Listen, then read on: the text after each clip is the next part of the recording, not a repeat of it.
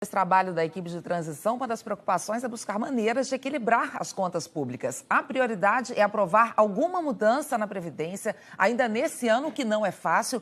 Uma das alternativas pode ser tentar mudanças que não alterem a Constituição, né, Juliana? Já está sendo chamada até de reforma light, Ana Paula. Mais fácil de ser aprovada. Afinal, qualquer mudança na Constituição requer 2 votações na Câmara, 2 no Senado, com aprovação de 60% dos deputados e dos senadores. Parlamentares estão conversando com a equipe do governo Bolsonaro para tentar aprovar ainda este ano mudanças nas regras da aposentadoria que poderiam ser feitas por projetos de lei. Na sede do governo de transição, os grupos técnicos que analisam a modernização do Estado e economia passaram a semana conhecendo detalhes sobre programas do atual governo e dados sobre arrecadação e despesas. Alguns deputados que acompanham a tramitação de projetos no Congresso conversaram com representantes da nova equipe sobre o que é possível aproveitar para tentar ganhar tempo. Nós estamos, como eu disse, conversando embrionariamente sobre questões fiscais que poderão tentar ser resolvidas ainda esse ano para iniciar o próximo ano já com alguma mudança e alguma folga. Técnicos da área econômica e futuros ministros, que já fazem parte da equipe de transição, continuam discutindo propostas para tentar equilibrar as contas públicas. E como o maior desafio é fazer a reforma da Previdência, uma das ideias em análise agora é tentar alterar algumas regras da aposentadoria, tanto no serviço público quanto na iniciativa privada, que possam ser feitas sem alterar a Constituição, por projeto de lei. Isso facilita porque projetos podem ser aprovados com um número menor de votos. Na Câmara, por exemplo, são 257, em vez dos 308 votos necessários para mudar a Constituição. Essa alternativa também evita que o governo federal tenha que suspender a intervenção na segurança do Rio de Janeiro, porque não é possível votar qualquer proposta de mudança constitucional enquanto o decreto estiver em vigor. O atual secretário do Tesouro Nacional, que esteve na sede do governo de transição, diz que as mudanças que podem ser feitas por projeto de lei podem ajudar, mas não são suficientes para reverter de forma definitiva o crescimento do déficit previdenciário. Conseguir fazer algo esse ano, ótimo, mas se não conseguir, não é o fim do mundo. O importante é aprovar no próximo ano, porque sem aprovar a reforma da Previdência, não haverá ajuste fiscal no Brasil. O mais jovem advogado do país a defender uma tese no Supremo Tribunal Federal é daqui de Brasília e estreou ontem. Matheus Ribeiro tem 18 anos e se formou no UNB. A atuação dele foi elogiada pelo ministro relator Edson Fachin. Deveria ser mais um dia de sessão do Supremo, se não fosse por este detalhe. Passo a palavra ao Dr. Matheus de Lima Costa Ribeiro. Senhor presidente, ministro Dias Toffoli, senhora ministra, senhores ministros. Como você imagina o dono dessa voz? Fachin, nobre procuradora-geral da República, Raquel Dodge, advogados aqui presentes. Aí está quem carrega este nome, Dr. Matheus Lima Costa Ribeiro, 18 anos. Ilustres servidores deste tribunal, senhoras e senhores. O advogado é o mais jovem de Brasília e agora do país a defender uma tese no Supremo Tribunal Federal. A ação direta de inconstitucionalidade vem lá do Rio Grande do Sul, contra uma lei estadual que proibiu revistas íntimas de patrões a empregados. Eu pretendo sustentar da tribuna uma única tese pela procedência da apresentação direta, qual seja a tese de que a lei impugnada usurpou a competência privativa da União para legislar sobre os direitos do trabalho, prevista no artigo 22, inciso 1 da Constituição. Rogo a vossas excelências que acolham o pedido definitivo desta ação direta e declarem inteiramente inconstitucional a lei questionada. Insistente e persistente, Matheus sempre foi, como a caminhada dele até aqui. Aos 14 anos, ele foi aprovado na Universidade de Brasília. Entrou na Justiça e conseguiu uma liminar autorizando. Teve que fazer o ensino médio inteiro em 24 horas. Insistente e persistente, se formou em 4 anos e passou de primeira no exame da OAB com 18 anos. Se tornou o mais jovem advogado do Brasil, de acordo com o levantamento da OAB. A insistência e a persistência o trouxeram até o topo, Supremo. O pai já previa como premonição. Eu acredito que será um grande advogado e isso dará uma grande contribuição para o Brasil. No Supremo, a ação de inconstitucionalidade não chegou a ser julgada, foi adiada.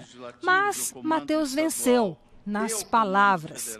E do ministro relator, Edson Fachin. Vou procurar sintetizar as quase 2 dezenas de páginas da proposta de voto que tomei a liberdade de distribuir a Vossa Excelência, não sem antes cumprimentar o jovem advogado que assumou pela primeira vez a tribuna, fazendo uma sustentação oral que já o coloca no exercício escorreito do munus da advocacia.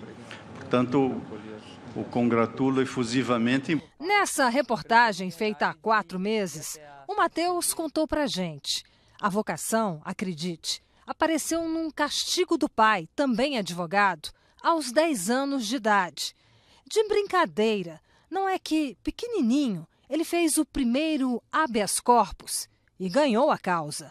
Ia ser julgado pelo meu pai, para eu ter a liberdade de ir até a sala de TV, a liberdade de locomoção de ir até a sala de TV e assistir o jogo do Corinthians.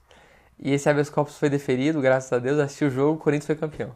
E hoje, como o doutor Matheus é chamado? Ilustre causídico. Que é com o coração tomado por profunda emoção que finalizo minha primeira sustentação oral perante esta Suprema Corte.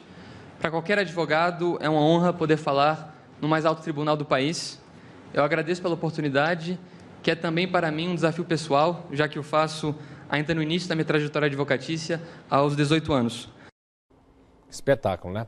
A gente volta a falar agora sobre a Operação Capitu, que prendeu o vice-governador de Minas, Antônio Andrade, do MDB. Quem tem as informações agora para trazer para a gente é o repórter Magno Dantas. Magno, com você. Oi, Isabela, boa tarde para você, muito boa tarde a todos que nos assistem. A movimentação aqui na porta da Polícia Federal é constante, olha só. Agora tem 2 viaturas da Polícia Federal e a informação confirmada é que até agora 16 pessoas já foram presas, entre elas o vice-governador de Minas, Antônio Andrade, e os ex-executivos da JBS, Joesley Batista e Ricardo Saldi. O inquérito apura um suposto esquema de corrupção montado dentro do Ministério da Agricultura para beneficiar parlamentares do MDB. A operação foi deflagrada hoje de madrugada. Os agentes saíram cedo aqui da sede da Polícia Federal. Cerca de 30 carros deixaram o local por volta das 4h30 da madrugada. Vamos ver na reportagem. Além de Minas Gerais, foram cumpridos mandados em São Paulo, no Rio de Janeiro, na Paraíba e em Mato Grosso. A Operação Capitu é um desdobramento da Lava Jato e foi deflagrada a partir de informações fornecidas por Lúcio Funaro, apontado como operador financeiro do MDB. Em uma delação, Funaro descreveu o funcionamento de um esquema de arrecadação de propina dentro do Ministério da Agricultura, quando a pasta era chefiada pelo atual vice-governador de Minas, Antônio Andrade, do MDB. Ele foi ministro entre 2013 e 2014, durante o governo Dilma Rousseff, do PT. Segundo Funaro, a JBS deu dinheiro para políticos do MDB para, em troca, ser beneficiada com medidas do governo. Antônio Andrade foi citado em escutas telefônicas feitas pela PF. A Polícia Federal diz que nas gravações, Ricardo Saldi, então executivo da JBS, conversa com João Magalhães, deputado estadual pelo MDB em Minas. O político reclama de uma traição de Antônio Andrade, a quem chama de Toninho, que não teria repartido uma parte da propina. Daí o nome da operação, em referência à personagem de Machado de Assis na obra Dom Casmurro. Toninho deu um prejuízo, não sei o que ela fez comigo. Está brincando? E aqueles 4 milhões, quem pagou aquilo? Ninguém. Ele ficou com o dinheiro inteiro? Você não descontou? Não. Ah, João, mas você também. Não é descontou, não. Eu estava indo com comício em uma antena. Eu lembro. Avião para... Você só largou ele lá e foi para cá? Parei no Horizonte, não estava no Java, deixei, ele desceu. Eu vou para o Valadar, desci o Valadar, por isso que ele era em frente ao aeroporto. Faltam 3 dias para a eleição com o mochila de dinheiro. Aí levou o dinheiro. Aí passou a eleição. Eu fiz as anotações todas escondidas no gabinete. Escondido no lugar lá, ninguém vê. Enroladinho assim. Você tomou café, então? Vamos ver o que dizem os citados na Operação Capitu. A JIF, controladora da JBS, informou por meio da defesa de Joesley Batista que causa estranheza a prisão do empresário, já que ele está colaborando com a justiça em vários inquéritos, inclusive neste. O advogado de Joesley informou ainda que a liberdade dele será restabelecida e que vai tomar todas as medidas para apurar o que houve nesse pedido de prisão que considera desnecessário. A defesa de Lúcio Funaro disse que o cliente segue colaborando com a justiça no que for necessário. O Ministério da Agricultura e a ex-presidente Dilma Rousseff não vão comentar o caso. A assessoria do vice-governador Antônio Andrade ainda não respondeu aos nossos questionamentos.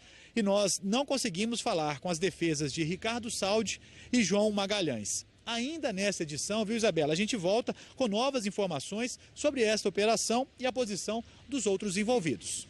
Ok, obrigada. Até já, Magno.